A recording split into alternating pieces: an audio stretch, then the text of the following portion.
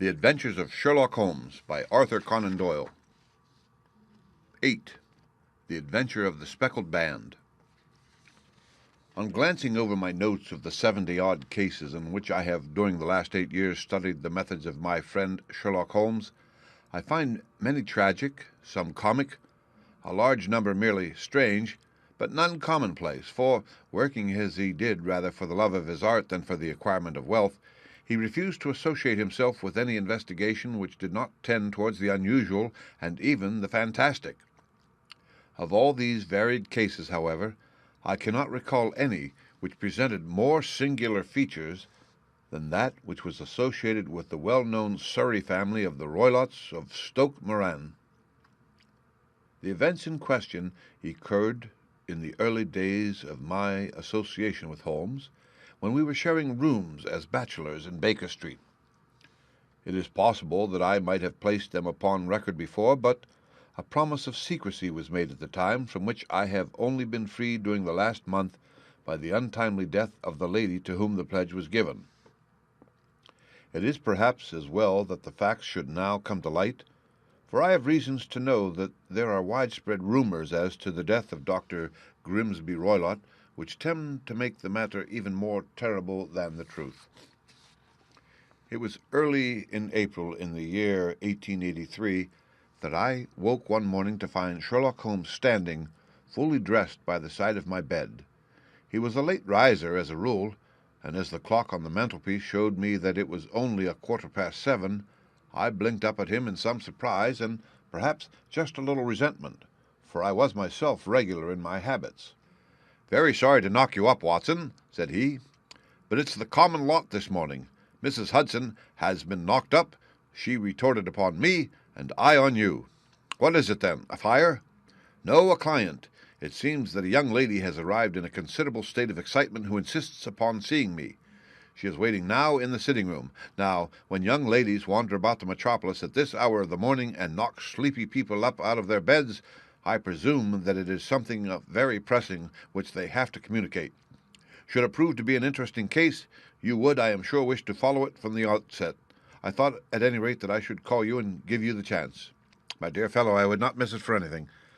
I had no keener pleasure than in following Holmes in his professional investigations, and in admiring the rapid deductions, as swift as intuitions, and yet always founded on a logical basis with which he unraveled the problems which were submitted to him. I rapidly threw on my clothes, and was ready in a few minutes to accompany my friend down to the sitting-room. A lady dressed in black and heavily veiled, who had been sitting in the window, rose as we entered. "Good morning, madam," said Holmes cheerily. "My name is Sherlock Holmes. This is my intimate friend and associate, Dr. Watson, before whom you can speak as freely as before myself. Ah, I am glad to see that Mrs. Hudson has had the good sense to light the fire. Pray, draw up to it, and I shall order you a cup of hot coffee, for I observe that you are shivering." "It is not cold which makes me shiver," said the woman in a low voice, changing her seat as requested. "What then?" "It is fear, Mr. Holmes, it is terror." She raised her veil as she spoke, and we could see that she was indeed in a pitiable state of agitation, her face all drawn and grey, with restless, frightened eyes like those of some hunted animal. Her features and figure were those of a woman of 30, but her hair was shot with premature grey, and her expression was weary and haggard. Sherlock Holmes ran her over with one of his quick, all-comprehensive glances. "You must not fear," said he soothingly, bending forward and patting her forearm. "We shall soon set matters right, I have no doubt. You have come in by train this morning, I see." "You know me, then?" "No, but I observed the second half of a return ticket in the palm of your left glove. You must have started early, and yet you had a good drive in a dog-cart along heavy roads before you reached the station." The lady gave a violent start, and stared in bewilderment at my companion. "There is no mystery, my dear madam," said he, smiling. "The left arm of your jacket is spattered with mud in no less than 7 places. The marks are perfectly fresh. There is no vehicle save a dog-cart which throws up mud in that way, and then only when you sit on the left-hand side of the driver." "Whatever your reasons may be, you are perfectly correct," said she. "I started from home before 6, reached Leatherhead at 20 past, and came in by the first train to Waterloo. Sir, I can stand this strain no longer. I shall go mad if it continues. I have no one to turn to, none, save only one, who cares for me, and he, poor fellow, can be of little aid." I have heard of you, Mr. Holmes. I have heard of you from Mrs. Farintosh, whom you helped in the hour of her sore need. It was from her that I had your address. Oh, sir, do you not think that you could help me too, and at least throw a little light through the dense darkness which surrounds me? At present it is out of my power to reward you for your services, but in a month or 6 weeks I shall be married, with the control of my own income, and then at least you shall not find me ungrateful." Holmes turned to his desk, and unlocking it, drew out a small case-book which he consulted. "Farintosh," said he. "Ah, yes, I recall the case. It was concerned with an opal tiara. I think it was before your time, Watson. I can only say, madam, that I shall be happy to devote the same care to your case as I did to that of your friend. As to reward, my profession is its own reward, but you are at liberty to defray whatever expenses I may be put to at the time which suits you best. And now I beg that you will lay before us everything that may help us in forming an opinion upon the matter." "Alas," replied our visitor, "the very horror of my situation lies in the fact that my fears are so vague, and my suspicions depend so entirely upon small points which might seem trivial to another, that even he to whom of all others I have a right to look for help and advice looks upon all that I tell him about as the fancies of a nervous woman. He does not say so, but I read it from his soothing answers and averted eyes. But I have heard, Mr. Holmes, that you can see deeply into the manifold wickedness of the human heart. You may advise me how to walk amid the dangers which encompass me." "I am all attention, madam." "My name is Helen Stoner, and I am living with my stepfather, who is the last survivor of one of the oldest Saxon families in England, the Roylotts of Stoke Moran, on the western border of Surrey." Holmes nodded his head. "The name is familiar to me," said he. "The family was at one time among the richest in England, and the estates extended over the borders into Berkshire in the north and Hampshire in the west. In the last century, however, 4 successive heirs were of a dissolute and wasteful disposition, and the family ruin was eventually completed by a gambler in the days of the Regency. Nothing was left save a few acres of ground and the 200-year-old house, which is itself crushed under a heavy mortgage. The last squire dragged out his existence there, living the horrible life of an aristocratic pauper. But his only son, my stepfather, seeing that he must adapt himself to the new conditions, obtained an advance from a relative which enabled him to take a medical degree, and went out to Calcutta, where, by his professional skill and his force of character, he established a large practice. In a fit of anger, however, caused by some robberies which had been perpetrated in the house, he beat his native butler to death, and narrowly escaped a capital sentence. As it was, he suffered a long term of imprisonment, and afterwards returned to England a morose and disappointed man. When Dr. Roylott was in India, he married my mother, Mrs. Stoner, the young widow of Major General Stoner of the Bengal Artillery. My sister Julie and I were twins, and we were only 2 years old at the time of my mother's remarriage.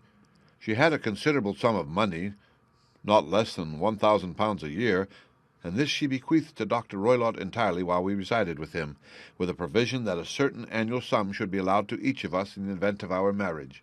Shortly after our return to England, my mother died. She was killed 8 years ago in a railway accident near Crewe. Dr. Roylott then abandoned his attempts to establish himself in practice in London, and took us to live with him in the old ancestral house at Stoke Moran. The money which my mother had left was enough for all our wants, and there seemed to be no obstacle to our happiness. But a terrible change came over our stepfather about this time. Instead of making friends and exchanging visits with our neighbors, who had at first been overjoyed to see a Roylott of Stoke Moran back in the old family seat, he shut himself up in his house, and seldom came out save to indulge in ferocious quarrels with whoever might cross his path. Violence of temper approaching to mania has been hereditary in the men of the family, and in my stepfather's case it had, I believe, been intensified by his long residence in the tropics.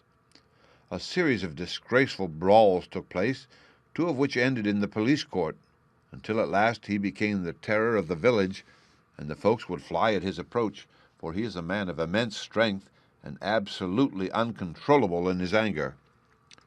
Last week he hurled the local blacksmith over a parapet into a stream, and it was only by paying over all the money which I could gather together that I was able to avert another public exposure. He had no friends at all, save the wandering gypsies, and he would give these vagabonds leave to encamp upon the few acres of bramble-covered land which represent the family estate, and would accept in return the hospitality of their tents, wandering away with them sometimes for weeks on end. He has a passion also for Indian animals, which are sent over to him by a correspondent, and he has at this moment a cheetah and a baboon which wander freely over his grounds and are feared by the villagers almost as much as their master. You can imagine from what I say that my poor sister Julia and I had no great pleasure in our lives. No servant would stay with us, and for a long time we did all the work of the house. She was but 30 at the time of her death, and yet her hair had already begun to whiten, even as mine has. Your sister is dead, then? She died just 2 years ago, and it is of her death that I wish to speak to you. You can understand that, living the life which I have described, we were very little likely to see anyone of our own age and position. We had, however, an aunt, my mother's maiden sister, Miss Honoria Westphale, who lives near Harrow, and we were occasionally allowed to pay short visits at this lady's house.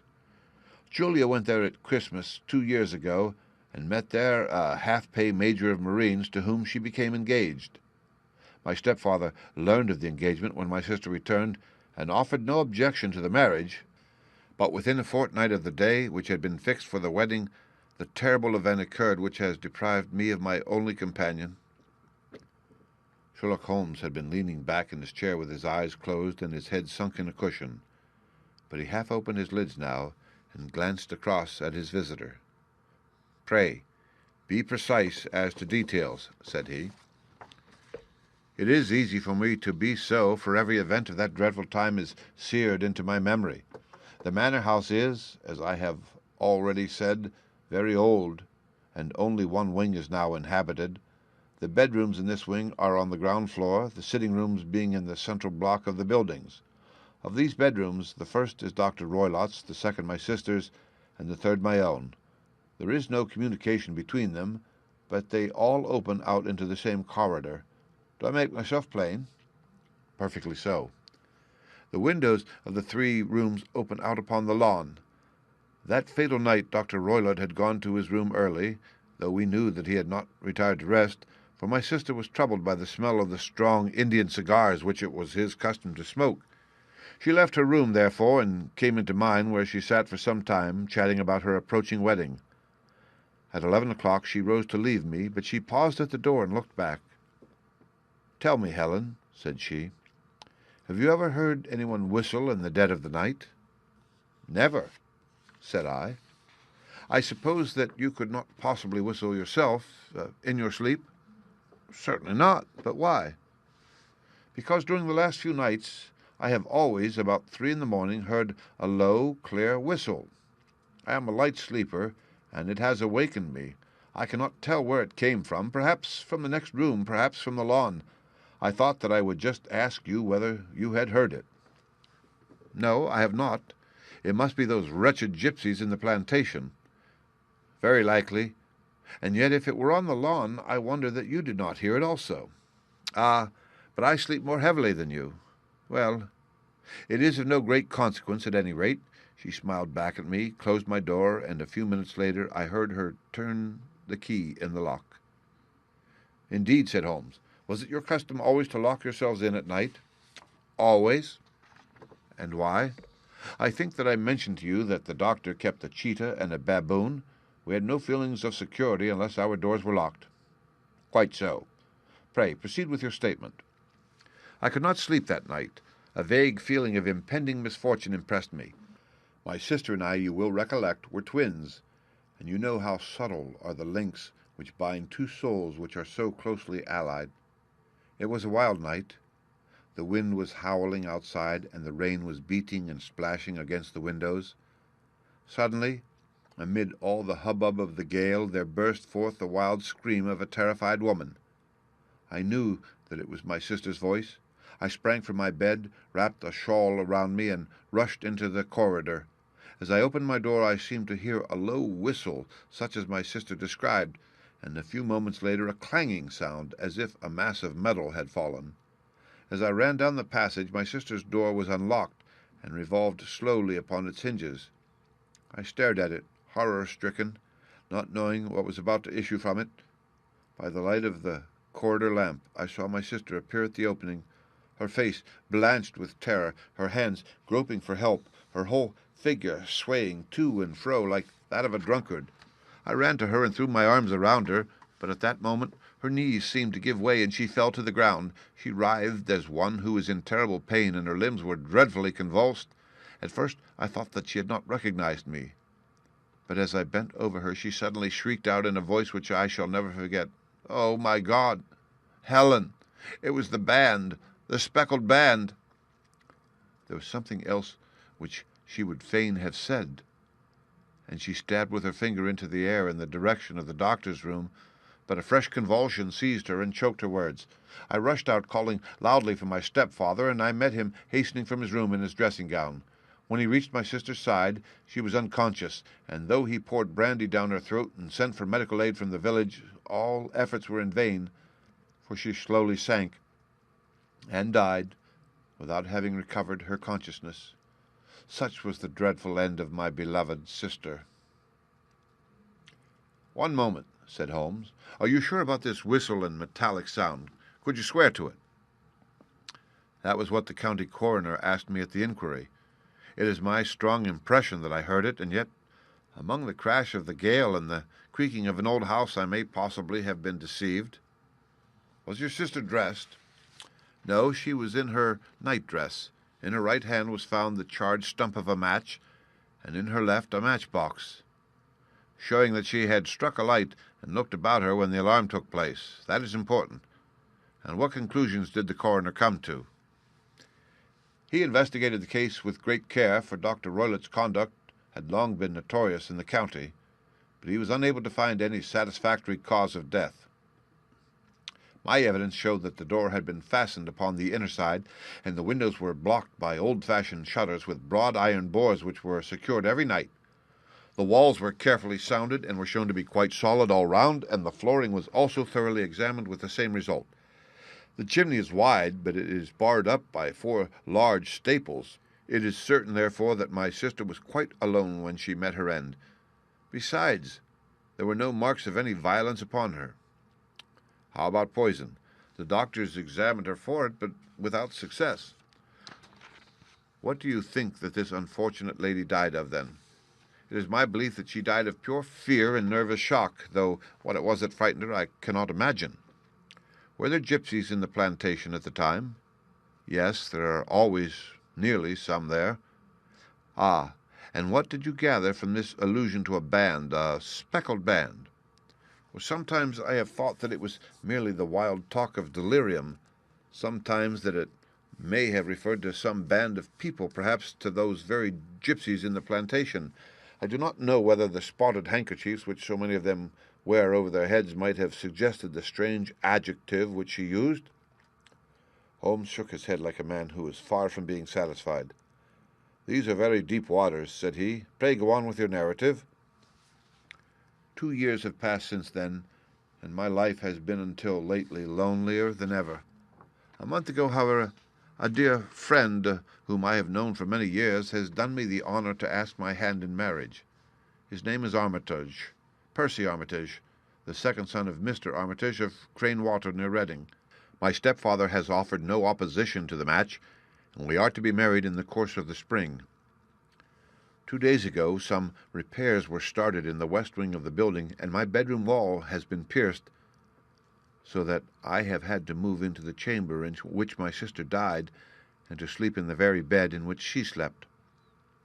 Imagine then my thrill of terror when last night, as I lay awake, thinking over her terrible fate, I suddenly heard in the silence of the night the low whistle which had been the herald of her own death. I sprang up and lit the lamp, but nothing was to be seen in the room. I was too shaken to go to bed again, however, so I dressed, and as soon as it was daylight, I slipped down, got a dog-cart at the Crown Inn, which is opposite, and drove to Leatherhead, from whence I have come on this morning with the one object of seeing you and asking your advice. You have done wisely, said my friend, but have you told me all? Yes, all. Miss Roylott, you have not. You are screening your stepfather. Why, what do you mean? For answer, Holmes pushed back the frill of black lace which fringed the hand that lay upon our visitor's knee.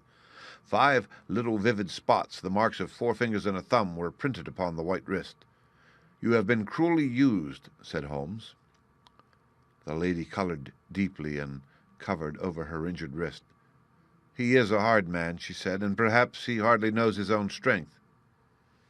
There was a long silence, during which Holmes leaned his chin upon his hands and stared into the crackling fire. "This is a very deep business," he said at last. "There are 1,000 details which I should desire to know before I decide upon our course of action. Yet we have not a moment to lose.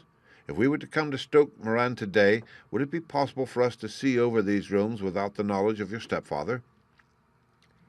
As it happens, he spoke of coming into town today upon some most important business. It is probable that he will be away all day, and that there would be nothing to disturb you. We have a housekeeper now, but she is old and foolish, and I could easily get her out of the way." "Excellent. You're not averse to this trip, Watson?" "By no means." "Then we shall both come. What are you going to do yourself?" "I have 1 or 2 things which I would wish to do now that I am in town, but I shall return by the 12 o'clock train, so as to be there in time for your coming." "And you may expect us early in the afternoon. I have myself some small business matters to attend to. Will you not wait and breakfast?" "No, I must go. My heart is lightened already since I have confided my trouble to you. I shall look forward to seeing you again this afternoon." She dropped her thick black veil over her face and glided from the room. "And what do you think of it all, Watson?" asked Sherlock Holmes, leaning back in his chair. "It seems to me to be a most dark and sinister business. Dark enough and sinister enough. Yet if the lady is correct in saying that the flooring and walls are sound, and that the door, window, and chimney are impassable, then her sister must have been undoubtedly alone when she met her mysterious end. What becomes, then, of these nocturnal whistles, and what of the very peculiar words of the dying woman? I cannot think. When you combine the idea of whistles at night, the presence of a band of gypsies who are on intimate terms with this odd doctor, the fact that we have every reason to believe that the doctor has an interest in preventing his stepdaughter's marriage, the dying allusion to a band, and finally the fact that Miss Helen Stoner heard a metallic clang which might have been caused by one of those metal bars that secured the shutters falling back into its place, I think that there is a good ground to think that the mystery may be cleared along those lines. But what then did the gypsies do? I cannot imagine. I see many objections to any such theory, and so do I. It is precisely for that reason that we are going to Stoke Moran this day. I want to see whether the objections are fatal, or if they may be explained away. But what in the name of the devil?" The ejaculation had been drawn from my companion by the fact that our door had been suddenly dashed open, and that a huge man had framed himself in the aperture. His costume was a peculiar mixture of the professional and of the agricultural, having a black top hat, a long frock coat, and a pair of high gaiters with a hunting crop swinging in his hand. So tall was he that his hand actually brushed the crossbar of the doorway, and his breadth seemed to span it across from side to side. A large face, seared with 1,000 wrinkles, burned yellow with the sun, and marked with every evil passion, was turned from one to the other of us, while his deep-set, bile-shot eyes and his high, thin, fleshless nose gave him somewhat the resemblance to a fierce old bird of prey. "Which of you is Holmes?" asked this apparition. "My name, sir, but you have the advantage of me," said my companion quietly. "I am Dr. Grimsley Roylott of Stoke Moran." "Indeed, doctor," said Holmes blandly. "Pray, take a seat." "I will do nothing of the kind. My stepdaughter has been here. I have traced her. What has she been saying to you?" "It is a little cold for the time of the year," said Holmes. "What has she been saying to you?" screamed the old man furiously. "But I have heard that the crocuses promise well," continued my companion imperturbably. "Ha! You put me off, do you?" said our new visitor, taking a step forward and shaking his hunting crop. "I know you, you scoundrel. I have heard of you before. You are Holmes, the meddler." My friend smiled. "Holmes, the busybody." His smile broadened. "Holmes, the Scotland Yard Jack in office." Holmes chuckled heartily. "Your conversation is most entertaining," said he. "When you go out, close the door, for there is a decided draught." "I will go when I have had my say. Don't you dare to meddle with my affairs. I know that Miss Stoner has been here. I traced her. I am a dangerous man to fall foul of. See here." He stepped swiftly forward, seized the poker, and bent it into a curve with his huge brown hands. "See that you keep yourself out of my grip," he snarled, and hurling the twisted poker into the fireplace, he strode out of the room.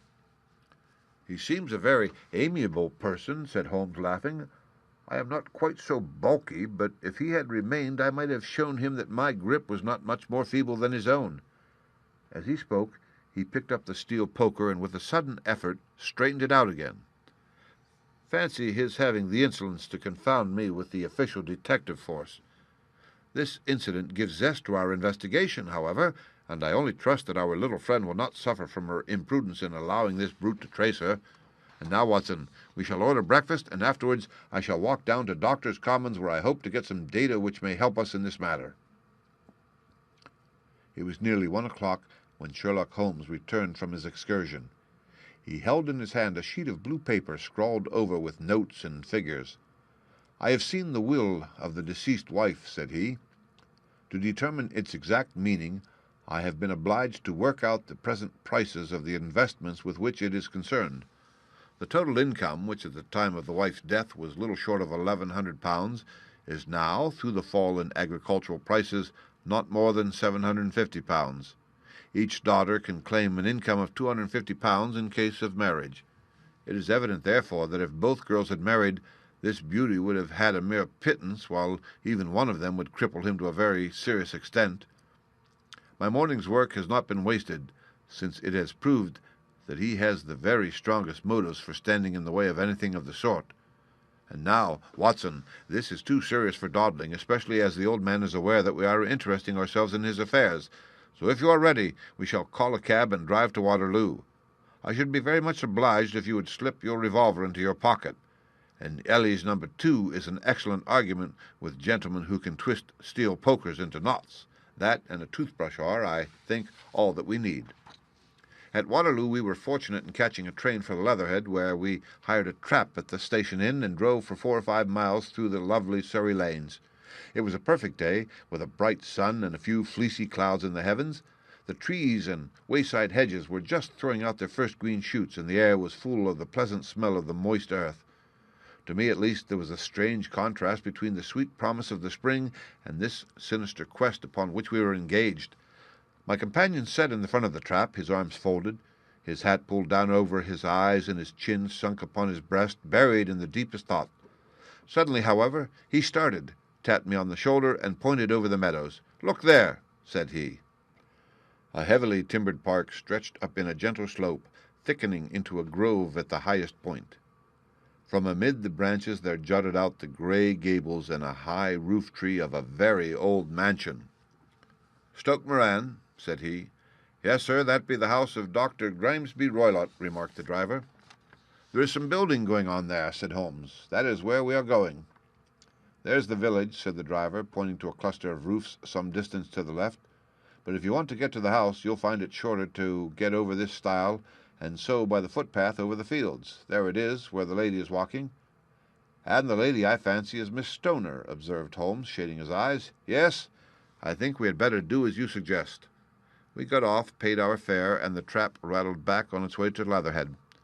"I thought it as well," said Holmes, as we climbed the stile, "that this fellow should think we had come here as architects or on some definite business. It may stop his gossip. Good afternoon, Miss Stoner. You see that we have been as good as our word." Our client of the morning had hurried forward to meet us with a face which spoke her joy. "I have been waiting so eagerly for you," she cried, shaking hands with us warmly. "All has turned out splendidly. Dr. Roylott has gone to town, and it is unlikely that he will be back before evening." "We have had the pleasure of making the doctor's acquaintance," said Holmes, and in a few words he sketched out what had occurred. Miss Stoner turned white to the lips as she listened. "Good heavens!" she cried. "He has followed me, then?" "So it appears. He is so cunning that I never know when I am safe from him. What will he say when he returns?" "He must guard himself, for he may find that there is someone more cunning than himself upon his track. You must lock yourself up from him tonight. If he is violent, we shall take you away to your aunt's at Harrow. Now we must make the best use of our time, so kindly take us at once to the rooms which we are to examine."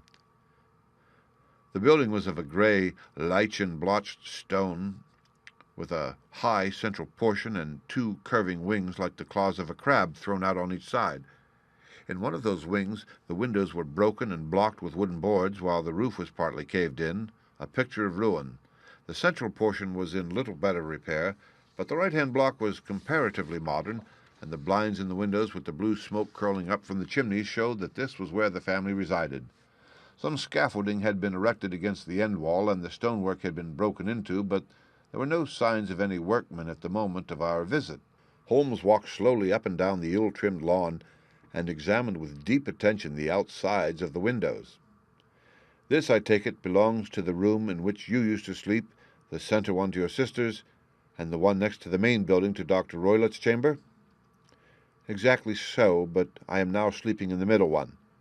Pending the alterations, as I understand. By the way, there does not seem to be any very pressing need for repairs at that end wall." "There were none. I believe that it was an excuse to move me from my room." "Ah, that is suggestive. Now, on the other side of this narrow wing runs the corridor from which these 3 rooms open. There are windows in it, of course?" "Yes, but very small ones, too narrow for anyone to pass through. As you both locked your doors at night, your rooms were unapproachable from that side. Now, would you have the kindness to go into your room and bar your shutters?" Miss Stoner did so, and Holmes, after a careful examination through the open window, endeavored in every way to force the shutter open, but without success. There was no slit through which a knife could be passed to raise the bar. Then with his lens he tested the hinges, but they were of solid iron, built firmly into the mass of masonry. Said he, scratching his chin in some perplexity. "My theory certainly presents some difficulties. No one could pass these shutters if they were bolted. Well, we shall see if the inside throws any light upon the matter." A small side door led into the whitewashed corridor from which the 3 bedrooms opened. Holmes refused to examine the 3rd chamber, so we passed at once to the 2nd, that in which Miss Stoner was now sleeping, and in which her sister had met with her fate. It was a homely little room, with a low ceiling and a gaping fireplace after the fashion of old country houses. A brown chest of drawers stood in one corner, a narrow white counterpaned bed in another, and a dressing-table on the left-hand side of the window. These articles, with 2 small wickerwork chairs, made up all the furniture in the room, save for a square of Wilton carpet in the center. The boards round, and the paneling of the walls were of brown, worm-eaten oak, so old and discolored that it may have dated from the original building of the house. Holmes drew one of the chairs into a corner and sat silent while his eyes traveled round and up and down, taking in every detail of the apartment. "Where does that bell communicate with?" he asked at last, pointing to a thick bell rope which hung down beside the bed, the tassel actually lying upon the pillow. "It goes to the housekeeper's room. It looks newer than the other things." "Yes, it was only put there a couple of years ago." "Your sister asked for it, I suppose?" "No, I never heard of her using it. We always used to get what we wanted for ourselves." "Indeed, it seems unnecessary to put so nice a bell-pull there. You will excuse me for a few minutes while I satisfy myself as to this floor." He threw himself down upon his face with his lens in his hand, and crawled swiftly backward and forward, examining minutely the cracks between the boards. Then he did the same with the woodwork with which the chamber was paneled. Finally, he walked over to the bed and spent some time in staring at it and in running his eyes up and down the wall. Finally, he took the bell rope in his hand and gave it a brisk tug. "Why, it's a dummy," said he.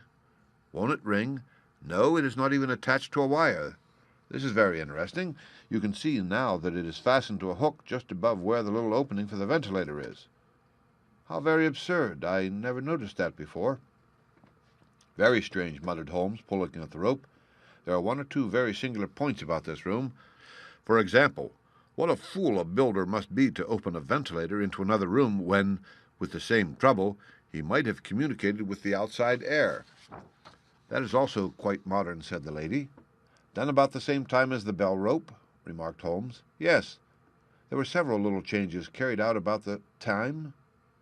They seem to have been of a most interesting character, dummy bell ropes and ventilators which do not ventilate. With your permission, Miss Stoner, we shall now carry our researches into the inner apartment." Dr. Grimsby Roylott's chamber was larger than that of his stepdaughter, but was as plainly furnished: a camp bed, a small wooden shelf full of books, mostly of a technical character, an armchair beside the bed, a plain wooden chair against the wall, a round table, and a large iron safe were the principal things which met the eye. Holmes walked slowly round and examined each and all of them with the keenest interest. "What's in here?" he asked, tapping the safe. "My stepfather's business papers." "Oh, you have seen inside, then?" "Only once, some years ago. I remember that it was full of papers. There isn't a cat in it, for example." "No. What a strange idea." "Well, look at this." He took up a small saucer of milk which stood on the top of it. "No, we don't keep a cat, but there is a cheetah and a baboon." "Ah, yes, of course. Well, a cheetah is just a big cat, and yet a saucer of milk does not go very far in satisfying its wants, I dare say. There is one point which I should wish to determine." He squatted down in front of the wooden chair and examined the seat of it with the greatest attention. "Thank you. That is quite settled," said he, rising and putting his lens in his pocket. "Hullo! Here is something interesting." The object which had caught his eye was a small dog lash hung on one corner of the bed. The lash, however, was curled upon itself and tied so as to make a loop of whipcord. "What do you make of that, Watson?" "It's a common enough lash, but I don't know why it should be tied." "That is not quite so common, is it? Ah, me. It's a wicked world, and when a clever man turns his brains to crime, it is the worst of all. I think that I have seen enough now, Miss Stoner, and with your permission we shall walk out upon the lawn." I had never seen my friend's face so grim or his brow so dark as it was when we turned from the scene of this investigation. We had walked several times up and down the lawn, neither Miss Stoner nor myself liking to break in upon his thoughts before he roused himself from his reverie. "It is very essential, Miss Stoner," said he, "that you should follow my advice in every respect." "I shall most certainly do so. The matter is too serious for any hesitation. Your life may depend upon your compliance. I assure you that I am in your hands.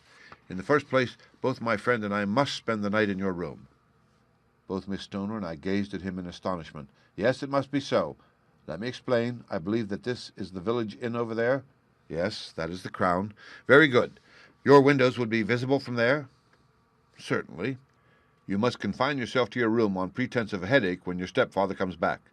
Then, when you hear him retire for the night, you must open the shutters of your window, undo the hasp, put your lamp there as a signal to us, and then withdraw quietly with everything which you are likely to want into the room which you used to occupy. I have no doubt that in spite of the repairs you could manage there for one night." "Oh, yes, easily." "The rest you will leave in our hands." "But what will you do?" "We shall spend the night in your room, and we shall investigate the cause of this noise which has disturbed you." "I believe, Mr. Holmes, that you have already made up your mind," said Miss Stoner, laying her hand upon my companion's sleeve. "Perhaps I have." "Then, for pity's sake, tell me what was the cause of my sister's death. I should prefer to have clearer proofs before I speak." "You can at least tell me whether my own thought is correct, and if she died from some sudden fright?" "No, I do not think so. I think that there was probably some more tangible cause. And now, Miss Stoner, we must leave you, for if Dr. Roylott returned and saw us, our journey would be in vain. Good-bye, and be brave, for if you will do what I have told you, you may rest assured that we shall soon drive away the dangers that threaten you." Sherlock Holmes and I had no difficulty in engaging a bedroom and sitting-room at the Crown Inn. They were on the upper floor, and from our window we could command a view of the avenue gate and of the inhabited wing of Stoke Moran Manor House. At dusk we saw Dr. Grimesby Roylott drive past, his huge form looming up beside the little figure of the lad who drove him. The boy had some slight difficulty in undoing the heavy iron gates, and we heard the hoarse roar of the doctor's voice and saw the fury with which he shook his clenched fist at him. The trap drove on, and a few minutes later we saw a sudden light spring up amongst the trees as the lamp was lit in one of the sitting-rooms. "Do you know, Watson," said Holmes, as we sat together in the gathering darkness, "I have really some scruples as to taking you tonight. There is a distinct element of danger." "Can I be of assistance?" "Your presence might be invaluable." "Then I shall certainly come." "It is very kind of you." "You speak of danger. You have evidently seen more in these rooms than was visible to me." "No, but I fancy that I may have deduced a little more. I imagine that you saw all that I did." "I saw nothing remarkable save the bell-rope, and what purpose that could answer, I confess, is more than I can imagine." "You saw the ventilator, too?" Yes, but I do not think that it is such a very unusual thing to have a small opening between two rooms. It was so small that a rat could hardly pass through. I knew that we should find a ventilator before ever we came to Stoke Moran. My dear Holmes. Oh, yes, I did. You remember in her statement she said that her sister could smell Dr. Roylott's cigar? Now, of course, that suggested at once that there must be a communication between the two rooms. It could only be a small one, or it would have been remarked upon at the coroner's inquiry. I deduced a ventilator. But what harm can there be in that? Well, there is at least a curious coincidence of dates. A ventilator is made, a cord is hung, and a lady who sleeps in the bed dies. Does not that strike you? I cannot as yet see any connection. Did you observe anything very peculiar about that bed? No. It was clamped to the floor. Did you ever see a bed fastened like that before? I cannot say that I have. The lady could not move her bed. It must always be in the same relative position to the ventilator and to the rope, or so we may call it, since it was clearly never meant for a bell pull. Holmes, I cried, I seem to see dimly what you're hinting at. We are only just in time to prevent some subtle and horrible crime. Subtle enough and horrible enough. When a doctor does go wrong, he is the first of criminals. He has nerve and he has knowledge. Palmer and Pritchard were among the heads of their profession. This man strikes even deeper. But I think, Watson, that we shall be able to strike deeper still. But we shall have horrors enough before this night is over. For goodness sake, let us have a quiet pipe and turn our minds for a few hours to something more cheerful. About 9 o'clock, the light among the trees was extinguished, and all was dark in the direction of the manor house. 2 hours passed slowly away, and then suddenly, just at the stroke of 11, a single bright light shone out right in front of us. That is our signal, said Holmes, springing to his feet. It comes from the middle window. As we passed out, he exchanged a few words with the landlord, explaining that we were going on a late visit to an acquaintance, and that it was possible that we might spend the night there. A moment later, we were out on the dark road, a chill wind blowing in our faces, and one yellow light twinkling in front of us through the gloom to guide us on our somber errand. There was little difficulty in entering the grounds, for unrepaired breaches gaped in the old park wall. Making our way among the trees, we reached the lawn, crossed it, and were about to enter through the window, when out from a clump of laurel bushes there darted what seemed to be a hideous and distorted child, who threw itself upon the grass with writhing limbs, and then ran swiftly across the lawn into the darkness. "My God!" I whispered. "Did you see it?" Holmes was for the moment as startled as I. His hand closed like a vise upon my wrist in his agitation. Then he broke into a low laugh and put his lips to my ear. "It is a nice household," he murmured. "That is the baboon." I had forgotten the strange pets which the doctor affected. There was a cheetah, too. Perhaps we might find it upon our shoulders at any moment. I confess that I felt easier in my mind when, after following Holmes' example and slipping off my shoes, I found myself inside the bedroom. My companion noiselessly closed the shutters, moved the lamp onto the table, and cast his eyes around the room. All was as we had seen it in the daytime. Then, creeping up to me and making a trumpet of his hand, he whispered into my ear again so gently that it was all that I could do to distinguish the words. The least sound would be fatal to our plans. I nodded to show that I had heard. We must sit without light. He would see it through the ventilator. I nodded again. Do not go to sleep. Your very life may depend upon it. Have your pistol ready in case we should need it. I will sit on the side of the bed, and you in that chair. I took out my revolver and laid it on the corner of the table. Holmes had brought up a long, thin cane, and this he placed upon the bed beside him. By it he laid the box of matches and the stump of a candle. Then he turned down the lamp, and we were left in darkness. How shall I ever forget that dreadful vigil? I could not hear a sound, not even the drawing of a breath, and yet I knew that my companion sat open-eyed within a few feet of me in the same state of nervous tension in which I was myself. The shutters cut off the least ray of light, and we waited in absolute darkness. From outside came the occasional cry of a night bird, and once at our very window a long, drawn, cat-like whine, which told us that the cheetah was indeed at liberty. Far away we could hear the deep tones of the parish clock, which boomed out every quarter of an hour. How long they seemed, those quarters! 12 struck, and 1, and 2, and 3, and still we sat waiting silently for whatever might befall. Suddenly there was the momentary gleam of a light up in the direction of the ventilator, which vanished immediately, but was succeeded by a strong smell of burning oil and heated metal. Someone in the next room had lit a dark lantern. I heard a gentle sound of movement, and then all was silent once more, though the smell grew stronger. For half an hour I sat with straining ears. Then suddenly another sound became audible, a very gentle, soothing sound, like that of a small jet of steam escaping continually from a kettle. The instant that we heard it, Holmes sprang from the bed, struck a match, and lashed furiously with his cane at the bell pull. "You see it, Watson," he yelled. "You see it!" But I saw nothing. At the moment when Holmes struck the light, I heard a low, clear whistle, but the sudden glare flashing into my weary eyes made it impossible for me to tell what it was at which my friend had lashed so savagely. I could, however, see that his face was deadly pale and filled with horror and loathing.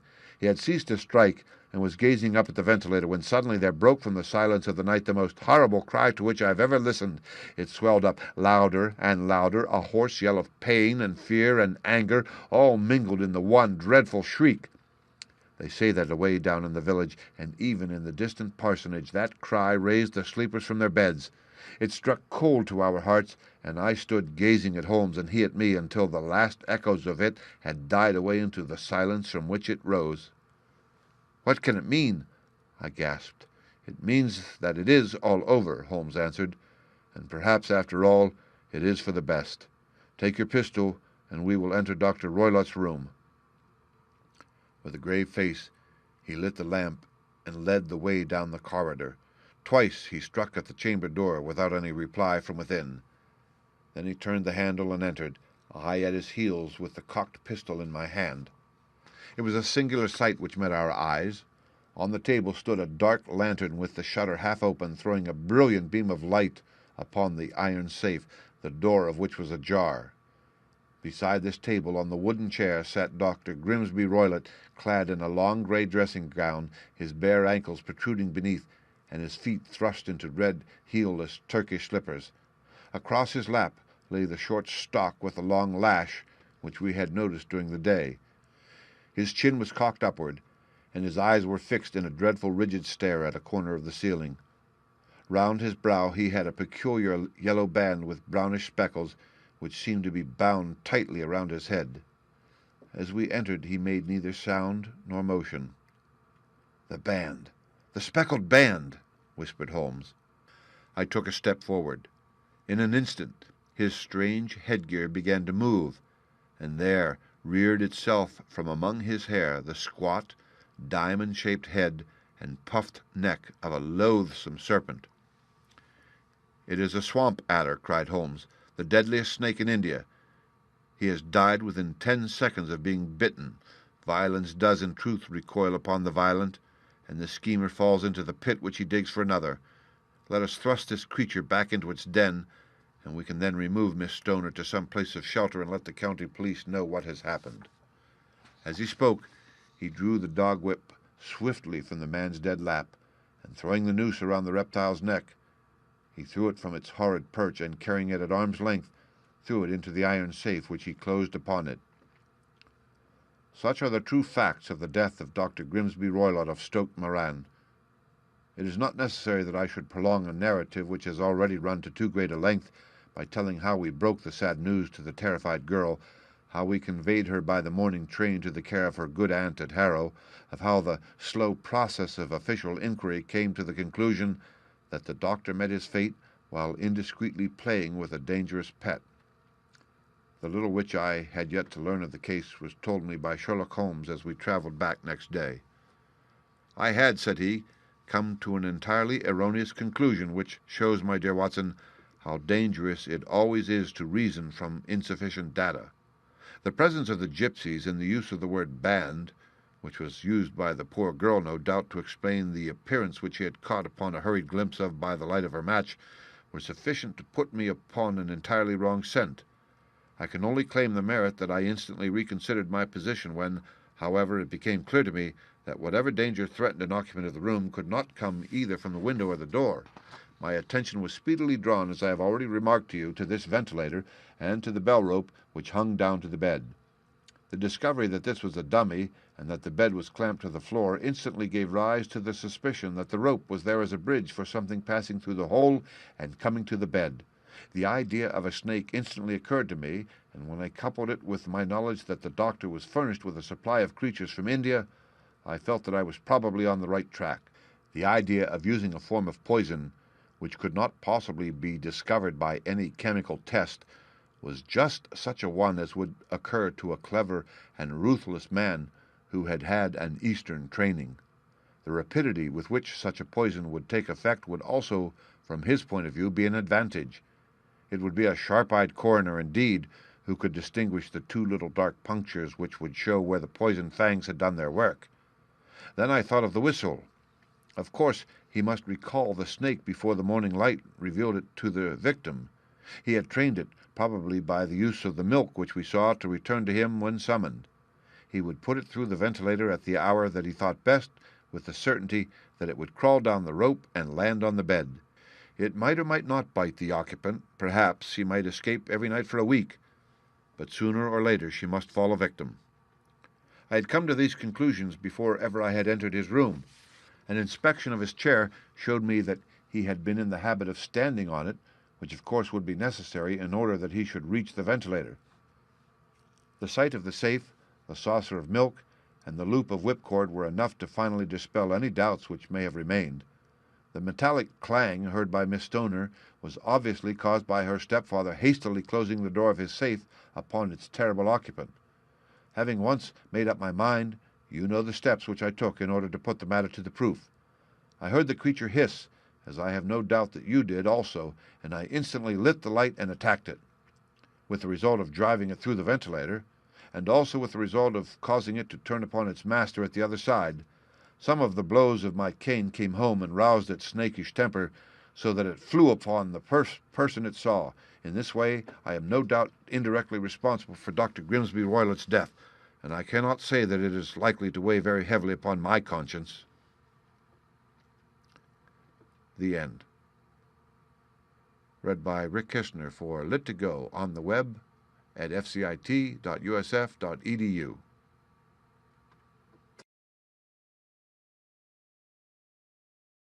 An interesting case.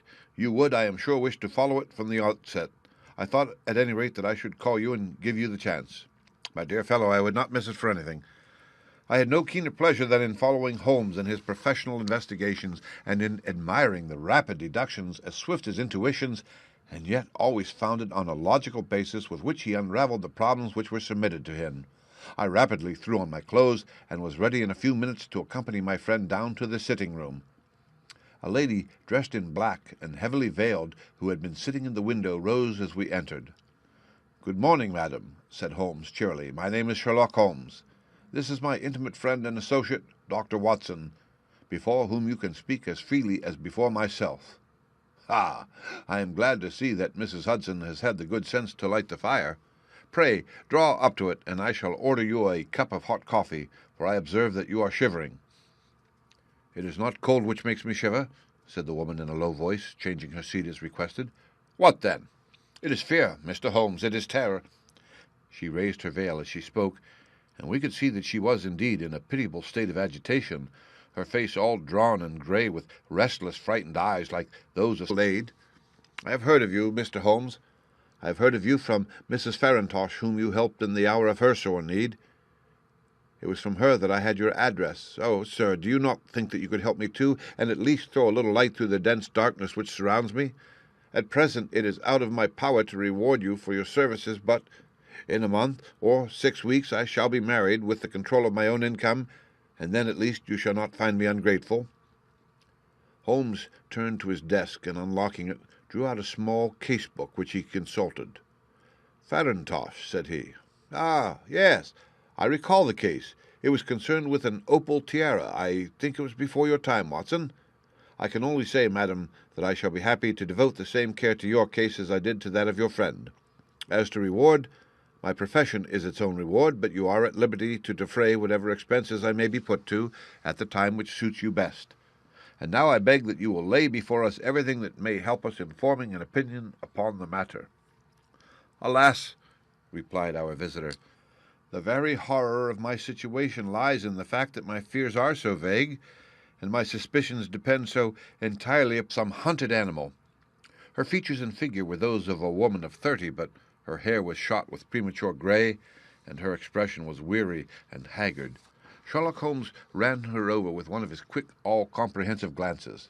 "You must not fear," said he soothingly, bending forward and patting her forearm. "We shall soon set matters right, I have no doubt. You have come in by train this morning, I see." "You know me, then?" "No, but I observed the second half of a return ticket in the palm of your left glove. You must have started early, and yet you had a good drive in a dog-cart along heavy roads before you reached the station." The lady gave a violent start and stared in bewilderment at my companion.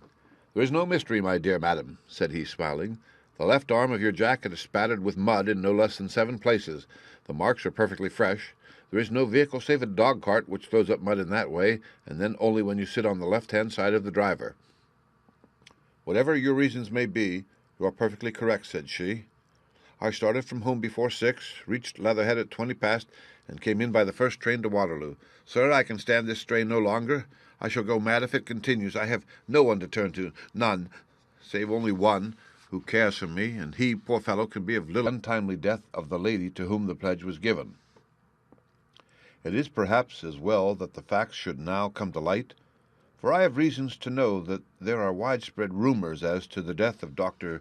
Grimsby Roylott, which tend to make the matter even more terrible than the truth." It was early in April in the year 1883 that I woke one morning to find Sherlock Holmes standing, fully dressed, by the side of my bed. He was a late riser as a rule, and as the clock on the mantelpiece showed me that it was only 7:15, I blinked up at him in some surprise and perhaps just a little resentment, for I was myself regular in my habits. "Very sorry to knock you up, Watson," said he, "but it's the common lot this morning. Mrs. Hudson has been knocked up. She retorted upon me, and I on you. What is it, then? A fire?" "No, a client. It seems that a young lady has arrived in a considerable state of excitement who insists upon seeing me. She is waiting now in the sitting-room. Now, when young ladies wander about the metropolis at this hour of the morning and knock sleepy people up out of their beds, I presume that it is something very pressing which they have to communicate. Should it prove to be